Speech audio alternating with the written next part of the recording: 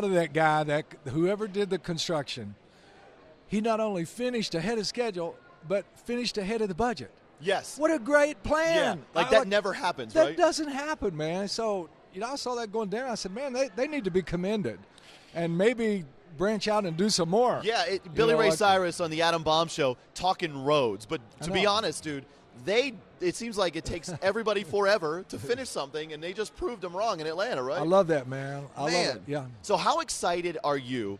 I talked to Noah at the last award show at the Grammys, and she just looks, sounds, and is so focused. Everything's great. How proud are you to have two daughters killing it right now? I'm very proud of both girls. They're loving what they're doing. More importantly, as a dad, seeing them being so happy and knowing that they're just completely loving what they're doing, being the original artists that they are. They both have kind of found their own sound. They do their own thing, keeping it real. Back in the day, that especially with Miley had known Carl Perkins, the great songwriter, quite well, and she had heard Carl tell me, never be the guy that's going around chasing the cat's tail. In other words, don't be the person trying to find out whatever's working for everybody else, then go do that and try to be similar. Exactly the opposite. Try to be an original. We had guys like Waylon Jennings coming in the house, that was original outlaw, and all those guys, they said, man, be an original, embrace being different. And I think the girls they're doing their own thing. They're both very original, but yet keeping it real and keeping it honest. It's a beautiful thing. Can you put into words what it's like as a father when they perform, to watch them, what the feeling is, just to see them do their thing and coming from a dad? Well, Miley's been doing it for quite a while now, right, and it's still that same rush, and seeing her just step into the entertainer that she was always born to be. Yeah.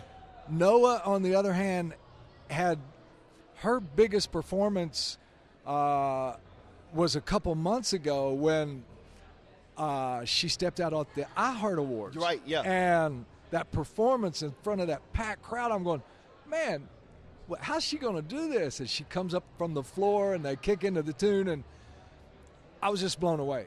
To be honest, like her stage presence and her maturity as an artist, I really think her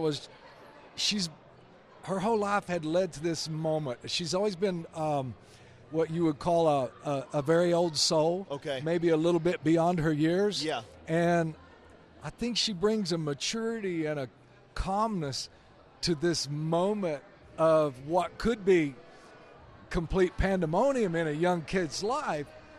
And it just feels like she was born for this moment. And as I saw her take that stage, and it was like coming full circle of this is what every step she'd ever taken, every right, every left, every stop, every go, led her to this moment of preparation.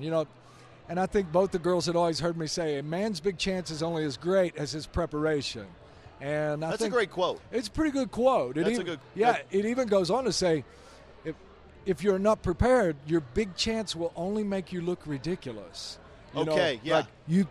So get prepared. For anyone watching that has goals, you have dreams, it's that same philosophy that you apply in your life.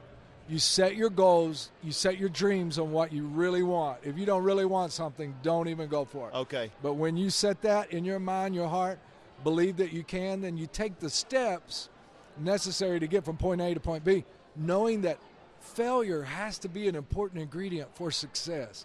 You have to fail to succeed. The key is get back up. Dude, that's a great. That entire quote was amazing.